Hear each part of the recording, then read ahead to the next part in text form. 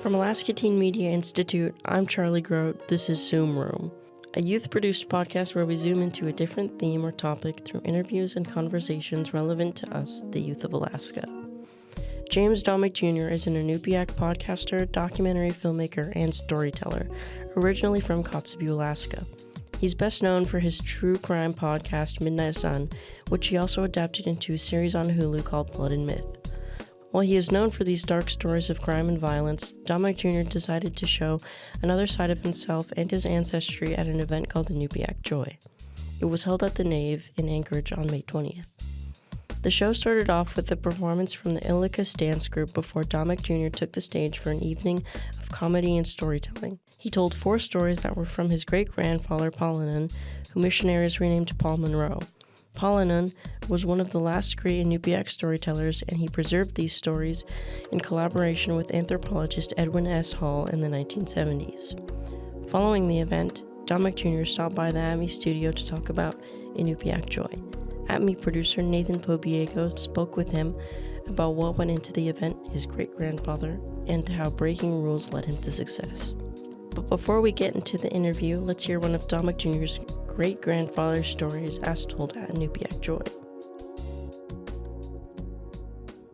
Long ago, there was a man and a woman, their husband and wife.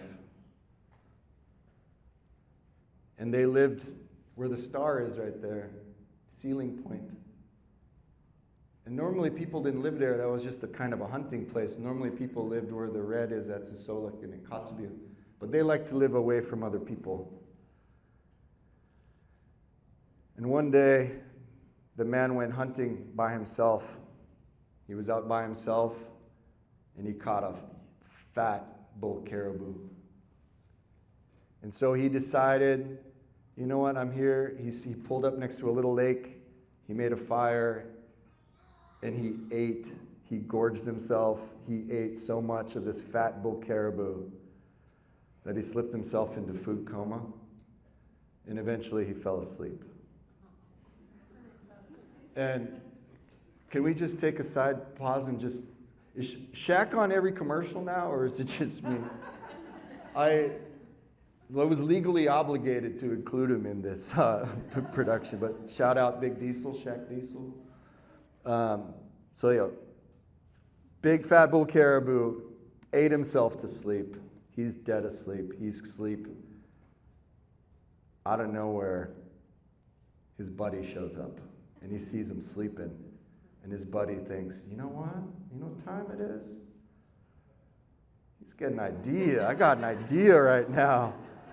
I got a real idea right now. You know what time it is? It's makeover time.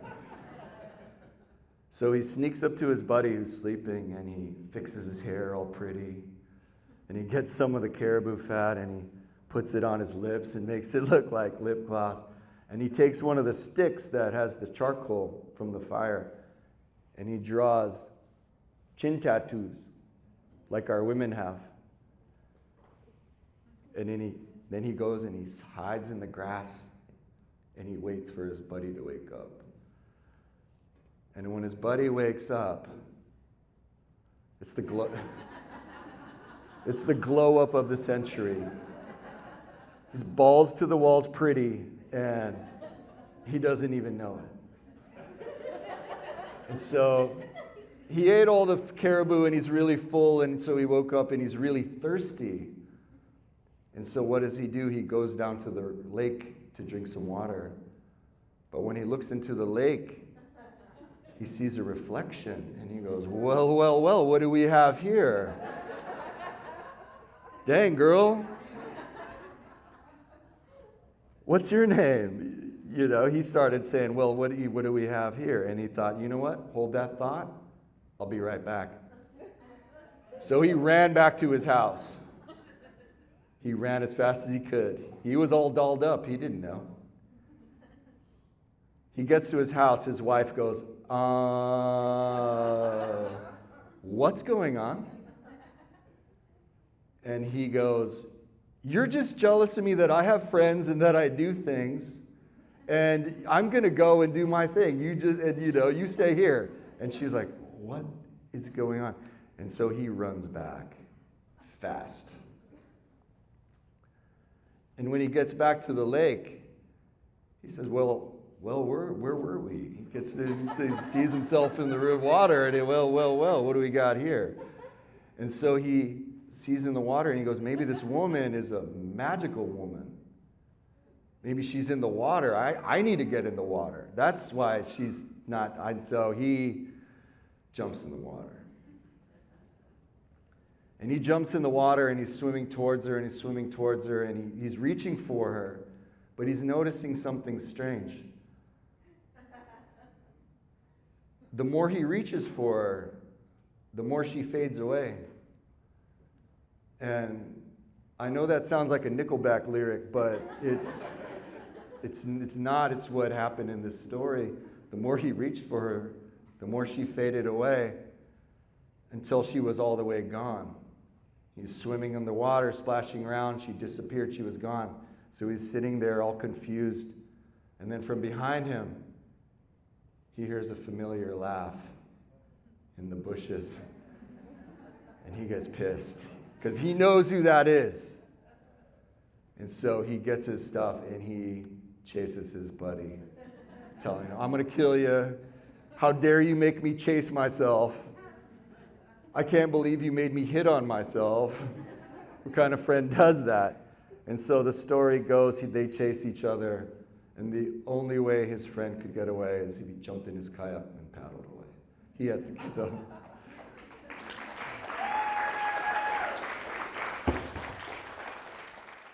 Could you introduce yourself and tell us a little bit about your show, Inupiaq Joy? Sure. My name is Dommek Jr. I'm born and raised in Kotzebue. I've lived in Anchorage for about 30 years now.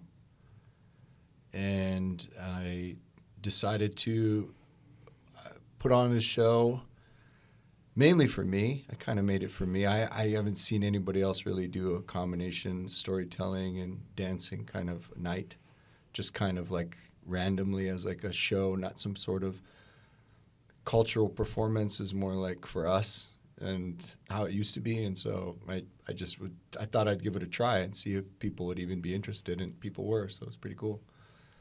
Our listeners might already know you from some of your previous work. Could you tell us a little bit about your work on Midnight Suns podcast and Sure. the Blood and Myth series on Hulu? Sure, yeah. I am the creator and writer, narrator of Midnight Sun. It's a podcast on Audible, along with another project I did for Audible called Alaska's the Center of the Universe.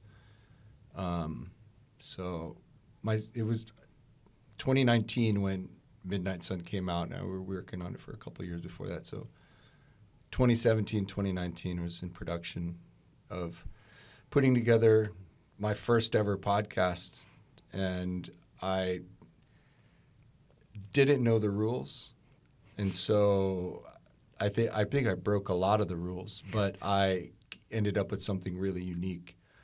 I wanted to kind of tell a true story, but unveil the facts slowly the way a movie does. And so I wanted to bring a cinematic aspect to an audio story. And so I used the microphones that people use in movies. I used cinematic microphones while recording the podcast and getting all the interviews and stuff. And I wanted to tap into the old, ancient, native tradition of oral storytelling. But really what that really delves into is the theater of the mind and how it's a very powerful thing. And so just kind of tapping back into that and I am the great-grandson of one of the last great Inupiaq storytellers. And so I thought, you know what, I'll give this a try. I'd been playing drums and music in bands in Anchorage and Alaska for years before that, and just kind of spinning my wheels. And I thought, you know what, I'm going to try something new. And I decided to partner up with some friends from the East Coast and make Midnight Sun. And in turn, Midnight Sun got changed into Blood and Myth, which is on Hulu right now. And that was a big undertaking. Again, I never made a documentary before, and so I kind of didn't know the rules, and so I was kind of feel free to break a few of them in telling the story. But yeah, it all started with just an idea and a story that wouldn't leave me alone. All and right. I just kept telling my friends about it until it materialized. So. All right. So this work obviously is very different from some of your previous events because it was performed live on stage. Now, would you tell us a little bit about how that was different and how you blended storytelling and comedy and all of these different aspects? Yeah, so my other projects are really like true crime projects. It's very violent. I'm looking at crime scene evidence. There's a lot of blood, and it was really interesting to make, but I wanted to do something really different, and I wanted to be kind of silly and kind of go the other direction for a little change of scenery creatively. Mm-hmm. So it all started with an invite from my friend Quinn Christofferson, who I play drums with sometimes occasionally. Shout out Quinn. He hit me up and said, "Hey, I'm doing a storytelling event at the Nave. It's in the Pecha Kucha format." And Pecha Kucha format is you're allowed 20 slides, and you're only allowed 20 seconds per slide. And you have to tell a story within that medium. And so I thought, oh, that's a nice challenge. And so I went to my great-grandfather's book with all these old traditional folk tales, Inupiaq folk tales. And I found one that I thought, I could translate to slides and kind of tell an old story in a new way. And so that was that was the first time I did anything like that. That was back in November of last year, 25, November 25. And it was really fun to see a bunch of laughing, smiling faces, and to tell an old story. It just was fun. And so I was like, I should try this again. So I found that the slides are kind of like a digital story knife. Like even the old storytellers back in the day would have this wooden knife they would draw into the sand and snow and to tell a story. And so they would use visuals, crude visuals, and so those slides I kind of see them as like a digital story knife. So just to help, because people's attention spans are pretty short these days too. And so I decided to I understood a while back that real true creativity is taking two things that don't belong together and putting them together and making it work. Mm-hmm. And these old, who knows how old these stories are? They're old, passed down orally for thousands of years. And I'm putting them with a slide deck, and I'm using memes and internet-coded funny culture. Those two things don't go together. Right. It's the past and the future. And so putting them together, it stretches people's brain a little bit, and they go, oh, they see what I'm doing. And so, I don't know, it's just fun. I just wanted to have fun. I was just kind of looking for something to do, and so I decided to make more of these stories, finding more funny stories from the book and putting together slides for them and just kind of, telling them that way. And I also have never really done stand-up before, but I'm a huge fan of the medium. Like I'm pretty obsessed with it. So maybe someday I'll try it without the slides just to give it a whirl. But it's other than that, it's pretty. It's just different. It's something new, So it's fun too. It's fun. Mm. Reflecting a bit on the event itself, did it go over how you expected? Was there anything that surprised you? I didn't really know what to expect. I knew that the reception I got from the first storytelling night was people were really into it. People were also really into. I also did a similar storytelling event at the museum in May. March or May? Yeah, May. And so it went over pretty well there too. But honestly, I didn't have really many expectations. I had about 50 or 60 people show up. And they were a lively crowd. I knew that the Inupiaq dancing early on is very powerful. And once people see and hear those drums and see the movements and dancing, it kind of cracks you open in a way because it's a powerful thing. So I knew that I could get up there and they're going to be ready to laugh because they've already been moved in other ways by watching the dancing. And so, I just went in with kind of no expectations. Let's just see what happens. And I'm still green at this kind of, but I had fun. I was just going for fun. So, okay. Yeah. Could you talk a little bit about why storytelling is so important in Alaska Native cultures? It's one of those things where a good story, if you pay attention to the right story, it could keep you alive. It was kind of that kind of a thing. And you think about the way human minds work. If I just gave a bunch of facts to you and just very dryly just gave you a bunch of facts and expected you to hold on to them, it's not as easy to hold on to as if I told the same facts but wrapped it in a story. If I presented those facts to keep you alive as a survival mechanism and told it as a story, almost a cautionary tale, you would remember what to do. And so the right story could keep you alive. The right story could help you out in a very dangerous situation when you're out up north on the ice or the snow and you're out hunting. And so it was a way of passing on knowledge. It was also a way of entertainment. And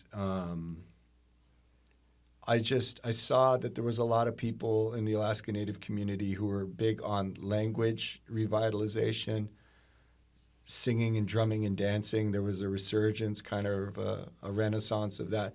And nobody's really doing anything with the storytelling. And I thought, you know what, that's my lane. I should jump into that. And so it's kept us alive for thousands of years in a very harsh place. And so there's meaning to it. It's more than just entertainment. And to be honest, a lot of the stories are very scary. And so it makes me think that this, a lot of things get lost along the way through the years, but there's this fear that gets passed down and passed along. And that fear helps keep you alive, keep people alive. And so I don't know. It's hard to explain. I just had this thought the other day, and I was like, these stories are all so scary. It was hard finding funny ones for the Inupiaq Joy night. And so, I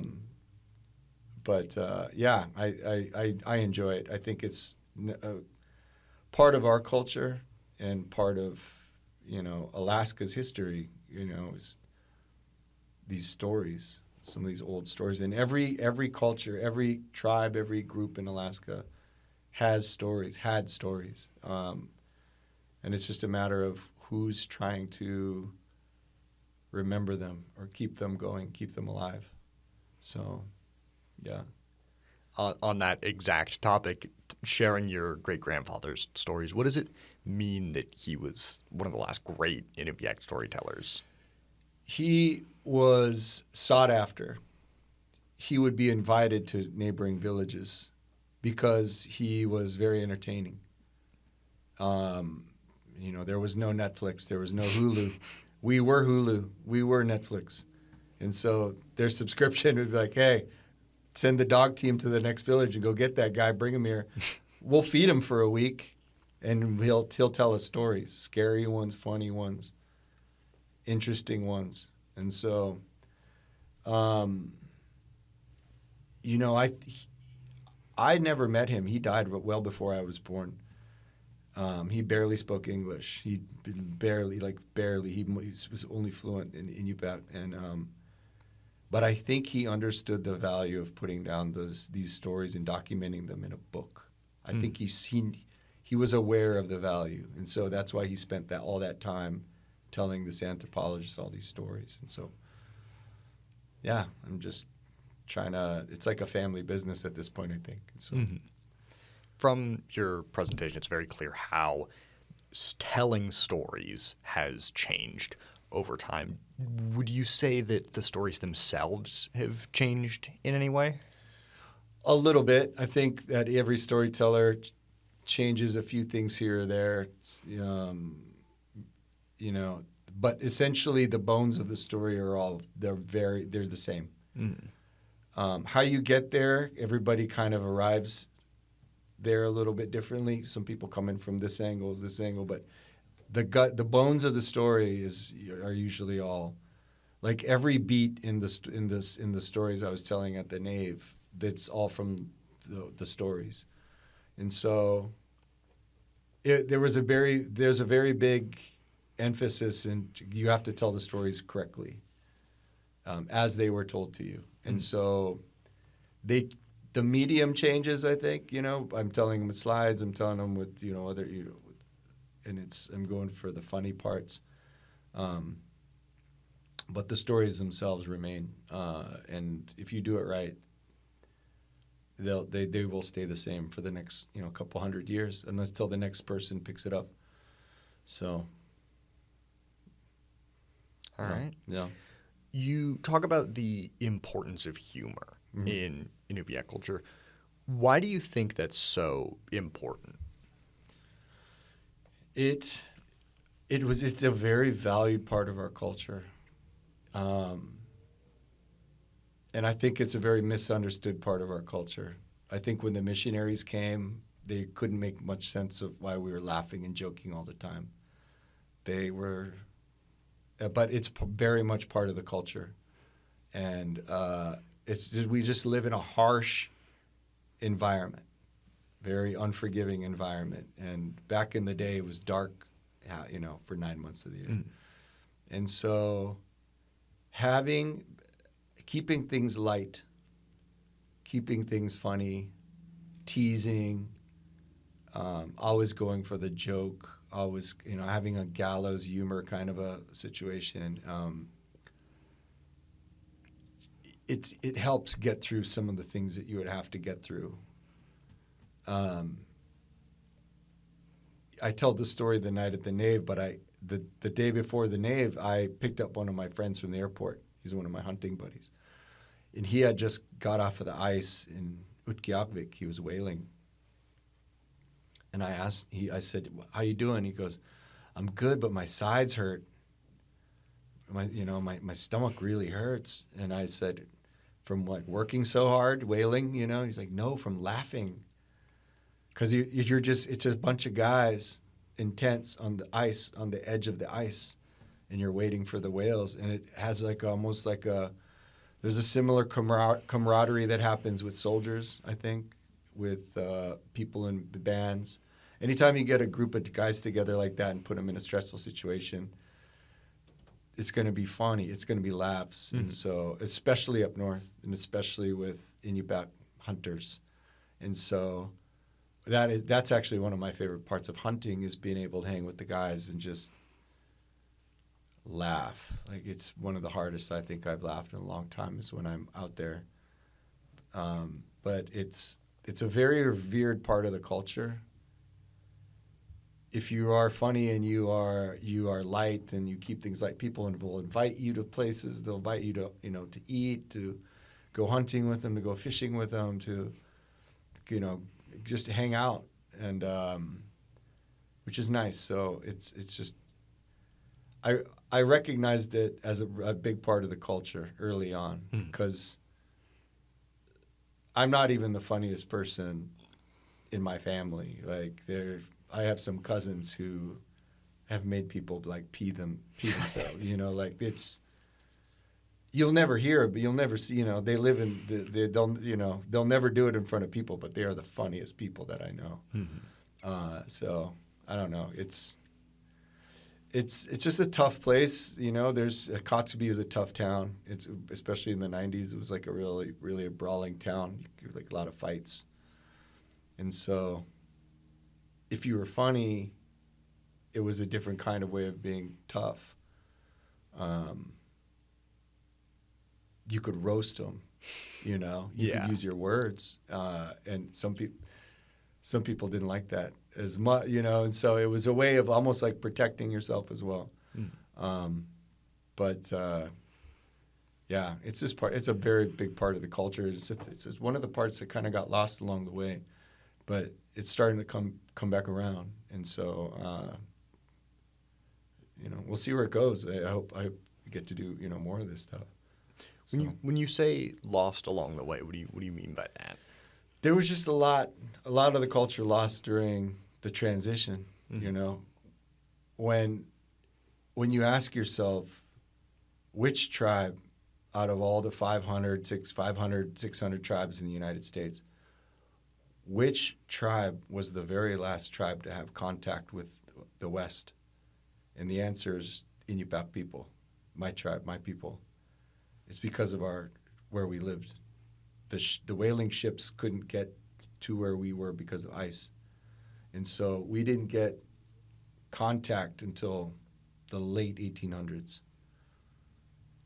You know, the first missionaries came to Kotzebue 1900, the year 1900. And so we were the very last ones to have contact. And so when that contact happened, first with the Russians came and all they wanted was gold and furs, and it was a resource extraction colony.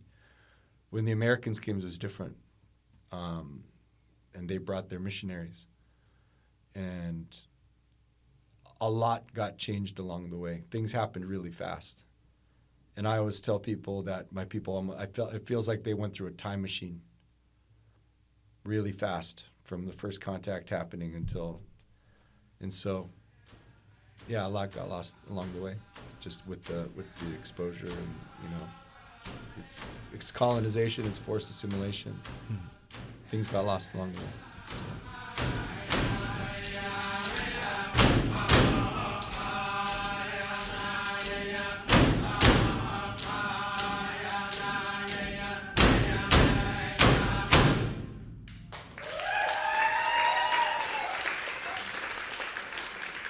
We'll be right back with more of our chat with James Dommek Jr.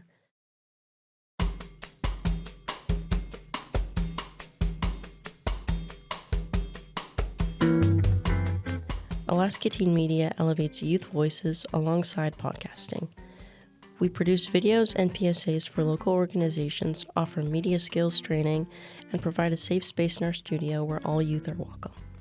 We're a nonprofit organization that keeps its doors open mainly through grants and donations from members of the public. If you enjoy the work that we do and want to help us support young journalists, filmmakers, podcasters, animators, and editors, you can donate to our organization by going to alaskateenmedia.org/donate. We also have a merch store if you want some @me swag. That's at alaskateenmedia.org/merch.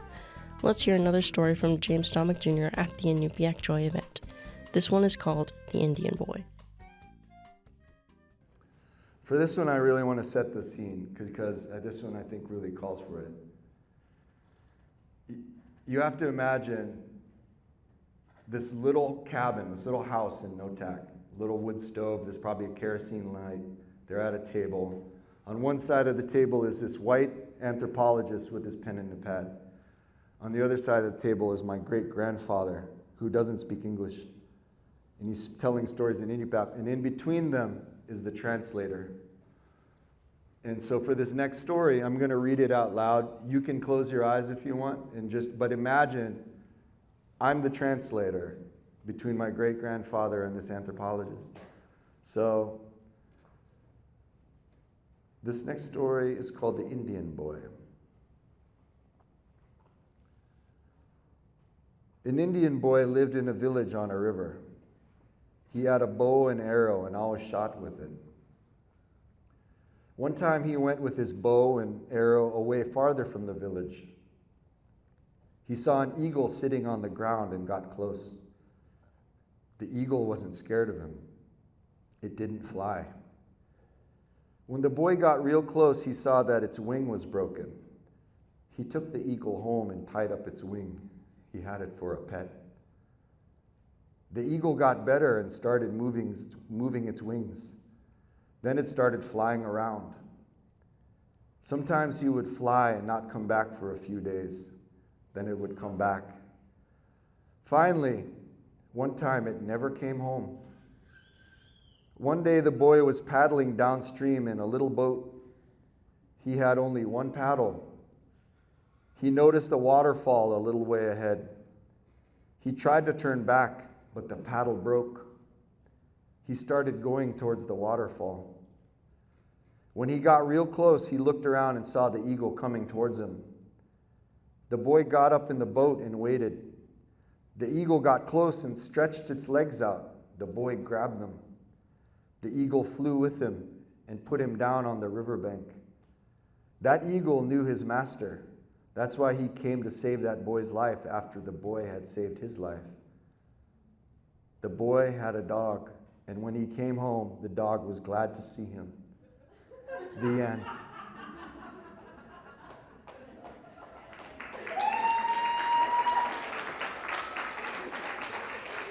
So, this is the very last story that my grandfather told this anthropologist. It's the very last one. I figured, you know what? I bet he did go out on a bang, and you know what he did? Look at that. It's a great story, has a great ending. The dog's even there. And then at the end of the story, you look at the little notes at the bottom of the page. My grandfather says, "This is a white man's story that I read in a little storybook. This is as far as I read it when my eyes were good."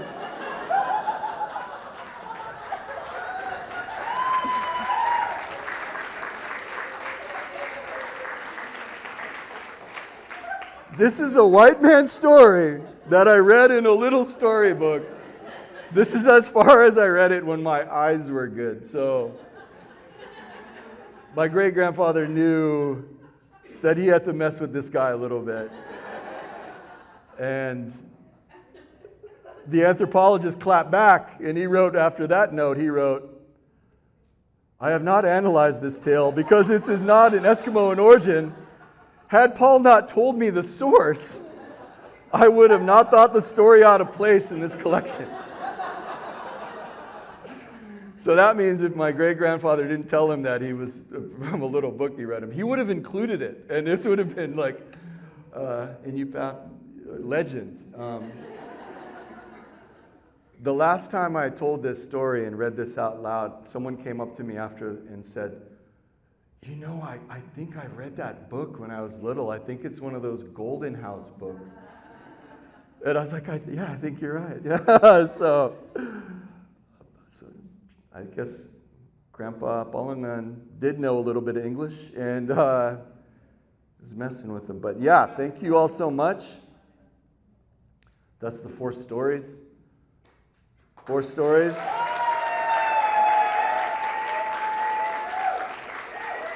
Thank you all so much. I appreciate it. Why do you choose the name Inupiaq Joy? What does joy mean to you in this situation? I kind of took the idea from another drummer that I admire, Questlove. He plays drums for the Roots. I love him, but he's also a filmmaker. And he's a great filmmaker, and he made a documentary called The Summer of Soul. Yeah, I think it's called The Summer of Soul. And it happened the same time as Woodstock happened, but it was in Harlem, and it was all African-American artists. And it was all filmed, and it was all documented, and it was he was trying to when he was making that movie, he was trying to tap into what he was calling Black joy. And I thought, it's an interesting concept. How does that appeal? How would that apply to me in where I'm at? Mm-hmm. And so I kind of got it from Questlove. But it's also just kind of, I mean, times are tough. It's weird. Things are weird right now. It's 2026, times are tough. Things are the most expensive I've ever seen them. Mm-hmm. And I just felt like when times were tough with my ancestors, they would get together, they would tell stories, they would dance, and they would persevere. And I thought, well, that's what these things are here for. And so I decided to try it and, keep things light. And also people know me as making true crime. Mm-hmm. And so I kind of wanted to be like, we're not talking about, I'm not going to visit a murderer in jail, right. So I wanted to kind of let people know, like, I have this other side. It's fun to be funny sometimes, fun to be silly. So, but yeah, that was kind of the idea for that, for the name of the night. Yeah. Okay. What comes next? What plans do you have for the future? I just got my first writing credit. Yeah, I just wrote on a documentary for the Park Service. Wow. So I hope to do more of that. I might do another storytelling Inupiaq dancing night, maybe next fall. It's all kind of. I'm just kind of going where the fun is right now. Whatever's fun for me. Yeah. So we'll see. I don't know. I part of the rules of the storytelling is you're only supposed to do it when there's snow on the ground, and so there's not. All the snow's getting melted, so people don't really meet and do that thing. But when the snow comes back, I might do some more events. Mm. Like I said, a lot of the stories are really scary, and so I think I might do a storytelling event in October, almost like a Halloween, Indigenous Halloween kind of a thing, tell some scary stories. Because, like Jordan Peele, Jordan Peele, he has a production company called Monkey Paw. And he kind of he does this thing where he can do really funny things, but he can also do really scary things. And I love that range. And so I might attempt something like that. I might try to do something during AFN with the storytelling and the dancing, which is in October. So I don't know. I don't have anything really set. There's a screenplay I might attempt. I have some bunch of notes for a screenplay. I think I might throw down on. I don't know. It's all like about trying to do something I haven't done before. Mm-hmm. And I've made the documentary Blood and Myth. I'm super proud of it. And I think the next challenge would be making a scripted movie, a scripted feature, or a series. And so I don't know. They say write what you know, and I know Alaska, I know Inupiaq culture, and so I kind of I stay in my lane with what I write, what I know, and so I don't know. We'll see. Yeah, right. I might write a book. I don't know. It's all up in the air. I don't know where I'm at right now. Right now, it's so nice out. It's finally nice out, and so I just want to get on my bike and pedal around Anchorage. So that's what I'm probably going to do later. So, yeah. All right. And our last question, unless you've got something else you want to Sure. discuss, is do you have any advice for any up-and-coming storytellers? That's a good question. My advice is if there's a story that you think is good and you can't get it out of your mind, like it's like stuck, and you keep telling it to your friends, write that down. It shows you and it's trying to come out. I think stories choose people who are tuned into the right frequency. And I think that's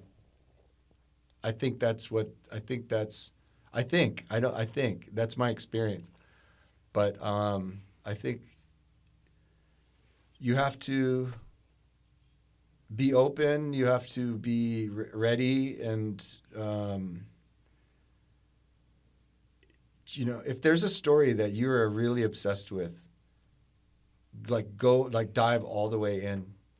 When I was making Midnight Sun, I would lay on my couch with my phone, and I would be just on Google, and I'd be looking up every single article, photo, everything that had to do with this story, and I was saving them all. I was just obsessed with this story.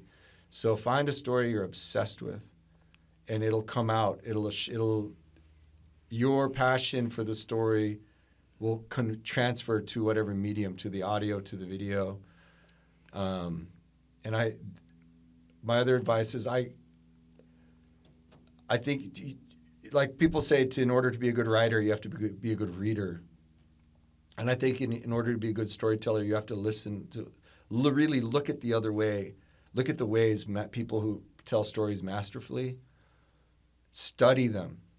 When I was making Midnight Sun, I'm obsessed with the Coen brothers and the way they make movies. And so I was watching Fargo and No Country for Old Men over and over and over again, just to try to find their pacing, these are true crime violent stories, but there are moments of funny in there that are almost like letting the pressure off a little bit, like natural moments of laughter in these dark stories. And so I was obsessed with them at the time, especially those two movies while I was making Midnight Sun, just because I wanted to try to just get a sliver of that vibe of how they make things, how they tell stories, the way they use music. So find somebody that you like. I like the Coen brothers. I like Tarantino. They're as far as like storytellers, modern storytellers. Find somebody you like. Study the way they make things. Like really break it down, and see if you can put your story in a similar situation. Try to break down the way they make things. Like really pay attention.